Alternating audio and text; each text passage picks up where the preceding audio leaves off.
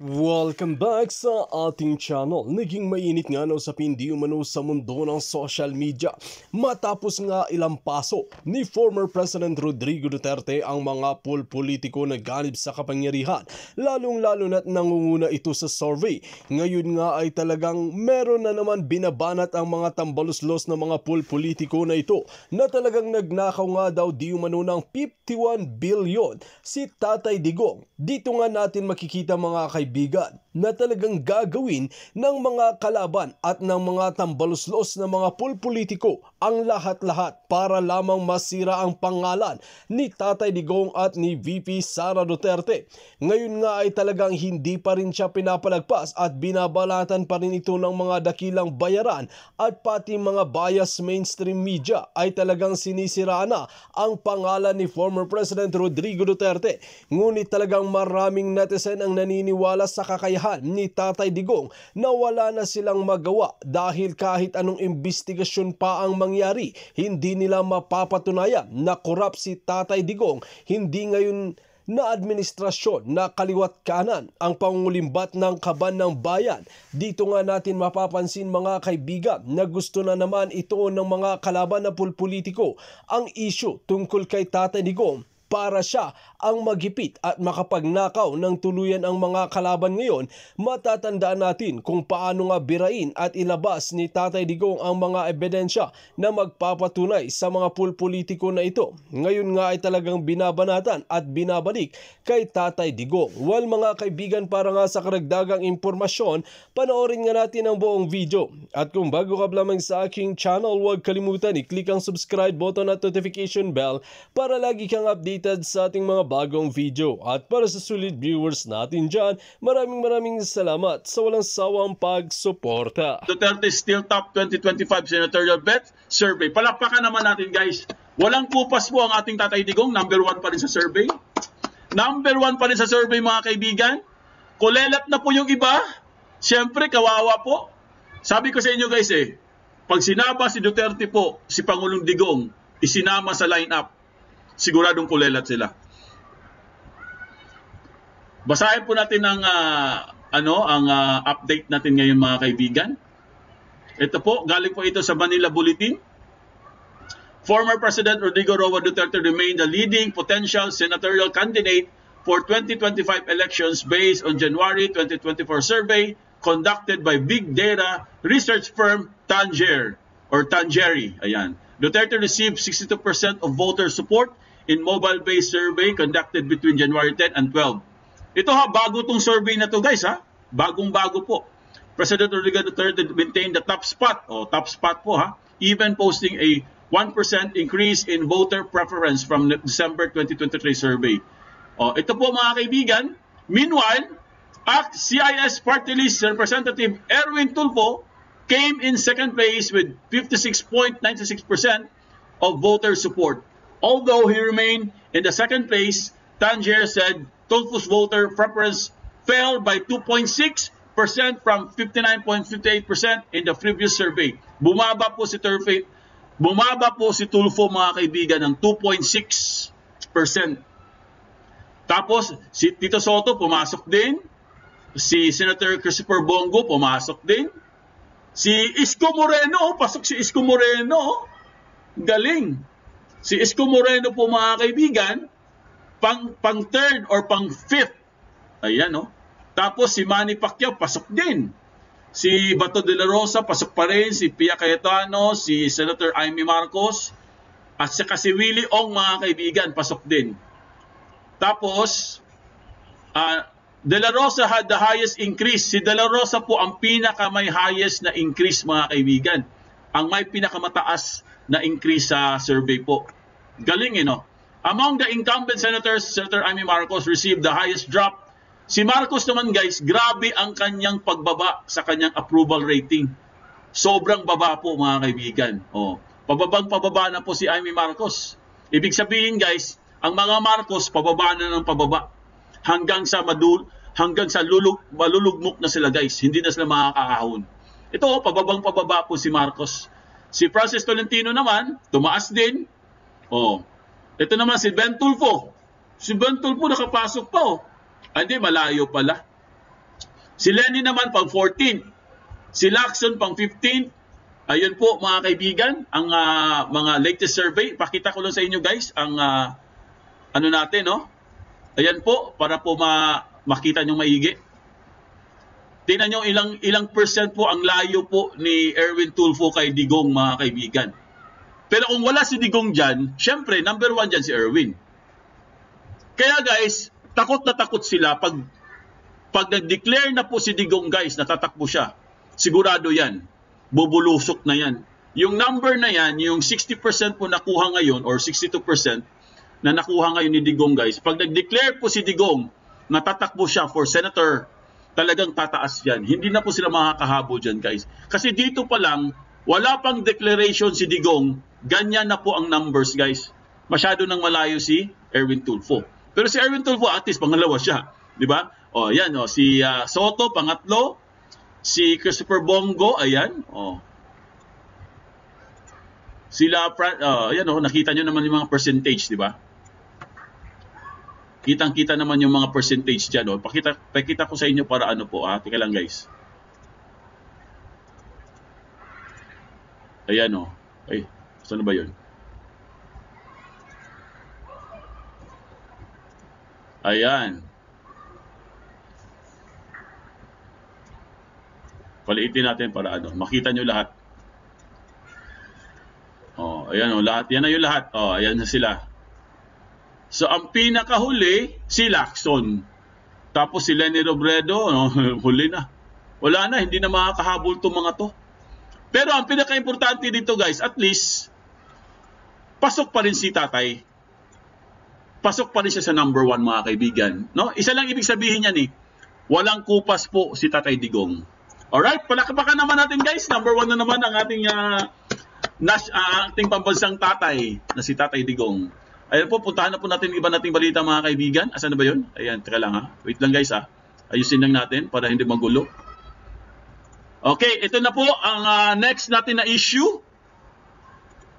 Ayan, may nainggit po kay Paulo Duterte mga kaibigan. Pambihira naman Sino ba to? Kilala nyo ba yun? Kilala nyo ba itong congressman na to mga kaibigan? Si Representative Zaldico ng Ako Bicol Party List. Ito po ang sabi niya guys. Ito po ang bagong propaganda nila kay Paulo. Okay? Basahin natin. Wala po akong hawak na dokumento. Wala ka naman palang hawak na dokumento Ay nako. Ito, wala akong hawak na dokumento pero pinapahanap ko na po ito. Itong 51 billion pesos mukhang totoo po yan. Grabe. Tingnan nyo guys. Wala naman pala siyang hawak na dokumento.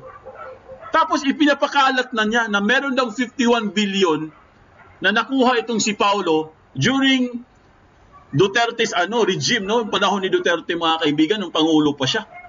Ganyan po ang mga galawan ng mga tambaluslos mga kaibigan. Naalaala yung nangyari kay Bantag, kay Bonjing. Wala pang investigasyon, wala pang preliminary investigation, guilty na kaagad si Bantag. O tinan mo, anong nangyari ngayon? Ay di wala, nga sila. Hindi nila nahanap si Bantag. Kasi yung tao ayaw na tuloy sumurrender. Bakit? Dahil wala pang ang kaso, wala pang probable cause, wala pa lahat, walang sapina, walang warrant, guilty na kaagad siya. Hindi pa nag-uumpisa ang lahat. Ganyan po ang galawan ng mga tambaluslos mga kaibigan. O ito naman, si Zaldico. Ayun tingnan nyo sa screen nyo. Papakita ko sa inyo yung sinabi niya guys Yung pinakaano niya, ito po, pakita natin para mabasa nyo. Ayan, basahin nyo guys.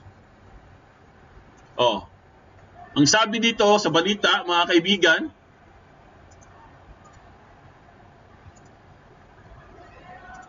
ayan this is so much, yung 51 billion, so much daw yung 51 billion. Wala pa akong hawak na dokumento pero pinapahanap ko na po ito. Mukhang 99% itong 51 billion, mukhang totoo po iyan. See? Mukhang totoo po iyan. Ibig sabihin, hindi po kayo sigurado. Diba? Hindi kayo sigurado sa sinasabi mo kasi sabi mo mukhang totoo po iyan. Wala pa siyang hawak na dokumento. Ang sabi niya dito, sa bagay, Noong 18th Congress ay naririnig ko na yan na napakalaking pondo ang na-release sa South, sa Mindanao, especially Davao. Tawag daw dyan Holy Land. Wala naman na makapag-question niyan sa Kongreso. Ang average is 500 million to 1 billion. Pag 2 billion, 3 to 4 billion, medyo sacred cow ko iyan, sabi, mga kaibigan. So, yan po ay speculation lamang. Wala pa po siyang, hindi pa po sigurado yan, mga kaibigan. Pero ang problema, guys, dahil nga gusto nilang siraan si Paulo, pinapakalat kaagad ditong si Saldico. Ganyan po sila, mga kaibigan, magpakalat ng fake news. Pero pag tayo nagpakalat, pag tayo nag-speculate, sasabihin kaagad sa atin, fake news kayo. Dapat kayong hulihin. Pero pag sila, okay lang, oh. Tignan mo, nasa mainstream media kaagad, guys. Nasa mainstream media kaagad to. Lahat po ng mainstream media, pinick up kaagad ito, mga kaibigan. Samantalang pag nagbalita po si Pulong nung isang araw, wala po sa mainstream media, guys. Sa Facebook mo lang makikita. So talagang inuunti-unti na po nila ang mga Duterte, mga kaibigan. Kaya mag-ingat po tayo, guys. Dahil sa mga tambaluslos na to.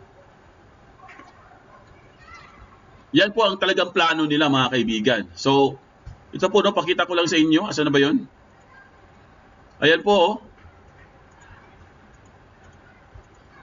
Ayan po ang mukha niya, guys, oh. Kilala niyo ba yan, guys? Yung pagmumukha na yan. Oo, galit daw yan kita baluslos, eh.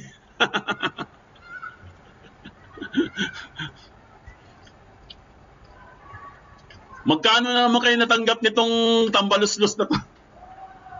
Ay, nako. Ayun, no, Davao, Holy Land, no more. Zaldico digs into reports of Paulo Duterte's 51 billion district allocation. Hindi talaga nila. Ibang klase. Di ba?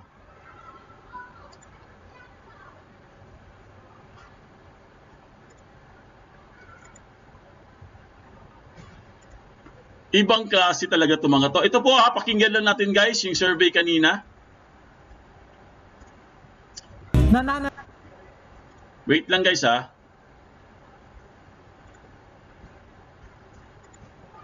Natiling nangunguna sa posibleng senatorial candidate si 2025 elections si former President Rodrigo Duterte.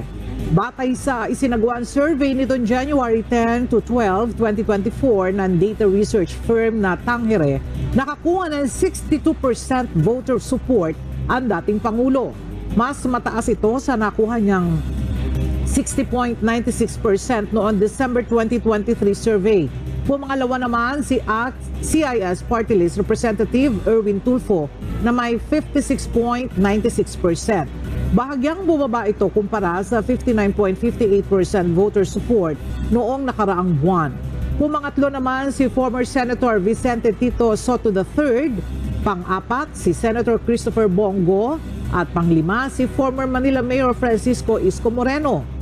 Pang-anim si dating Senador Manny Pacquiao, pang-pito si Senator Ronald Bato de la Rosa, pang-walo si Senator Pia Cayetano, pang-siyam si Senator Amy Marcos at pang-sampu si Dr. Willie Ong. Habang nasa 11 to 15 position naman sina Senator Francis Tolentino, Senator Lito Lapid, broadcaster na si Ben Tulfo, former President Leni Robredo at former Senator Panfilo Ping Lacson. Ang 2025 Tangere Senate Survey ay isinagawa sa pamamagitan ng mobile-based respondent application na may 2,400 participants. Ayan po, mga kaibigan, oh, kahit siraan pa nila ang Duterte, number 1 pa rin. Hindi nila kaya, eh. Kahit anong paninira nila, guys, lahat na yata ng paninira nila, ginawa na nila sa mga Duterte. Pero tingnan nyo, number 1 pa rin si Pangulong Digong, no? Si Tatay Digong, number 1 pa rin sa survey. Yan ang sinasabi natin, guys. Hindi nila kaya ang mga Duterte. Sabi naman ni Chrissy Brooks, Sir Pudi, nasaan ka kagabi? Hinahanap kita sa buong YT. Nasira yung ano namin, Chrissy Brooks. Nawalan kami ng connection, kaya ang tagal kasi, hindi na bumalik. Ang tagal bumalik, eh. Kaya hindi na tuloy ako nakapag-online. Sayang nga, eh. So, ito na po yung iba nating balita mga kaibigan. Ito po mga kaibigan, tingnan sa screen nyo.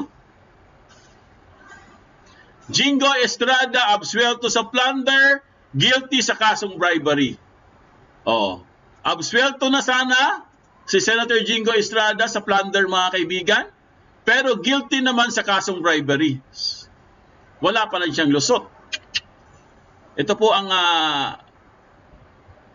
update ngayon mga kaibigan. Panoorin po natin guys ang balita.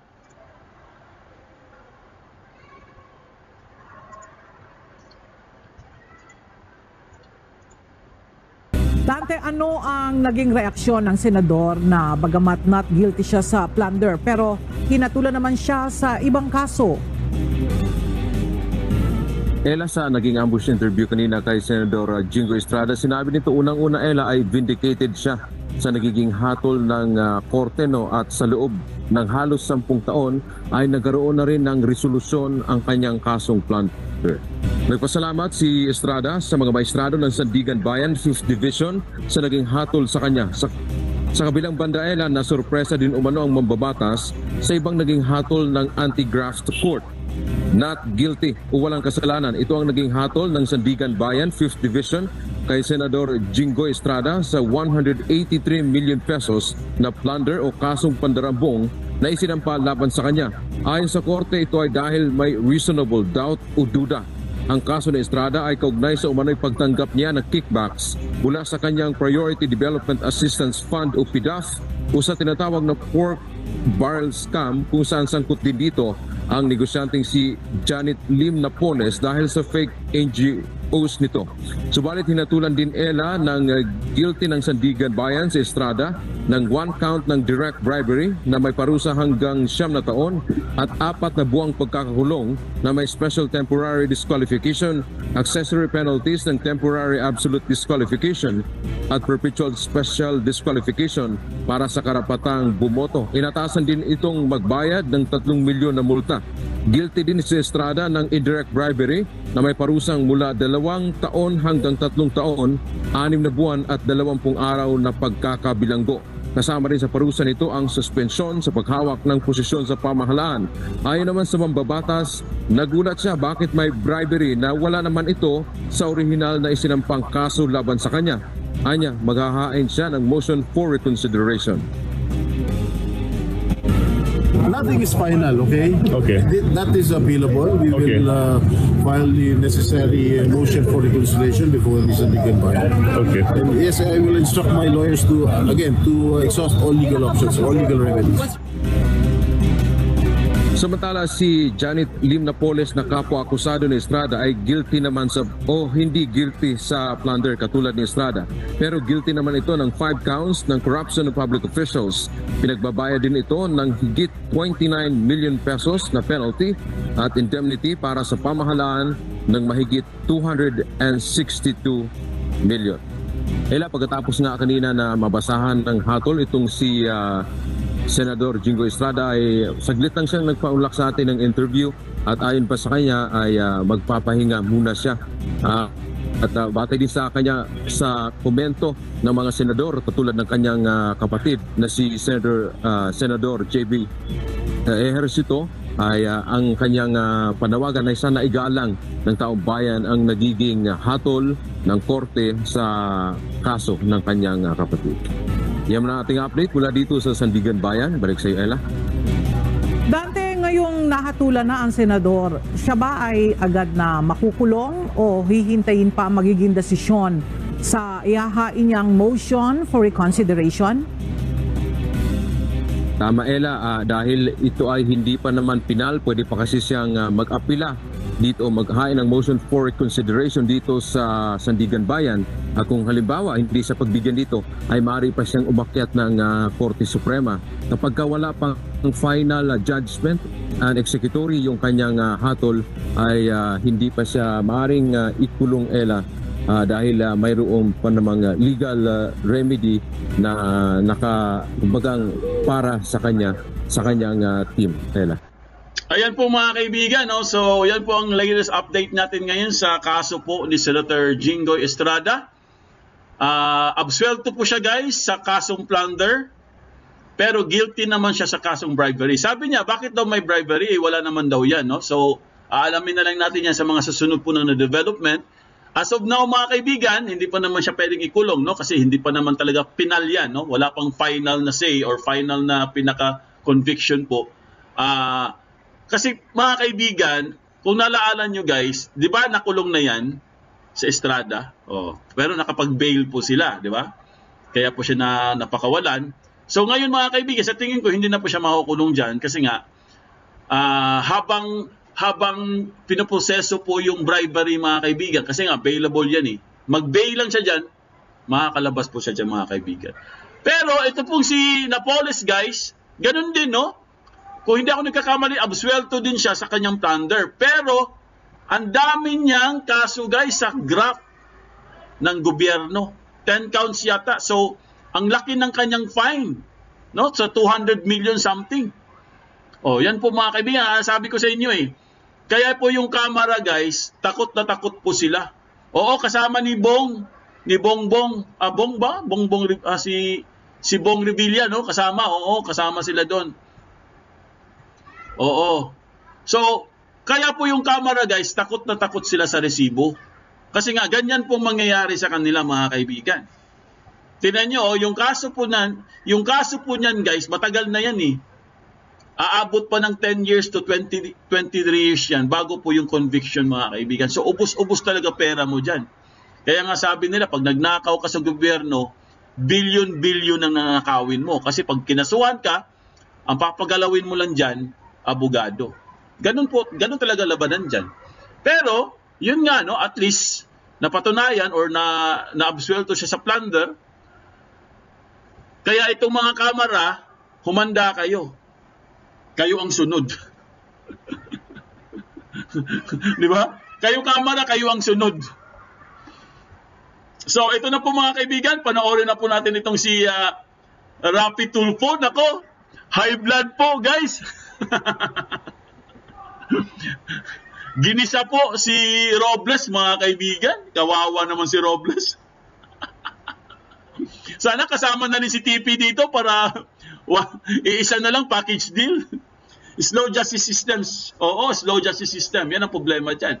Aabot po ng 20 years yan. Ganyan dyan. Pera-pera lang po ang labanan.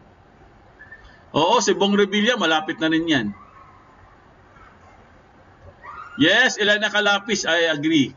Kaya nga guys, itong Kamara, takot na takot sila, doon siya panawagan natin na ilabas ang libro. Kasi pag hindi po sila nakalabas guys, nakapagpalabas ng resibo, kulong din sila mga kaibigan, sigurado yan. Kulong din sila. So ito na po guys, ang ating pinaka main topic. Nako, ito na, ready na ba kayo kay Rapi Tulfo? Ready ba kayo? Dito nga natin makikita mga kaibigan na talaga naman na hindi tinatantanan si former President Rodrigo Duterte ng mga kalaban at mga tambaluslos ng mga pulpolitiko na ganib sa kapangyarihan. Dahil kung titingnan natin mga kaibigan ay talagang ginagawa nila ang lahat para lamang masira ang pangalan ni Tatay Digong. Ngunit bueneltahan ito ng matitinong mga lawyer at mga abogado at talagang pinagtanggol nga si Tatay Digong.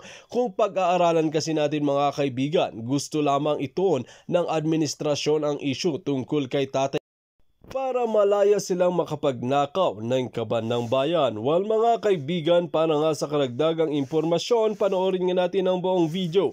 At kung bago ka lamang sa akin channel, huwag kalimutan i-click ang subscribe button at notification bell para lagi kang updated sa ating mga bagong video. At para sa solid viewers natin dyan, maraming salamat sa walang sawang pag-support.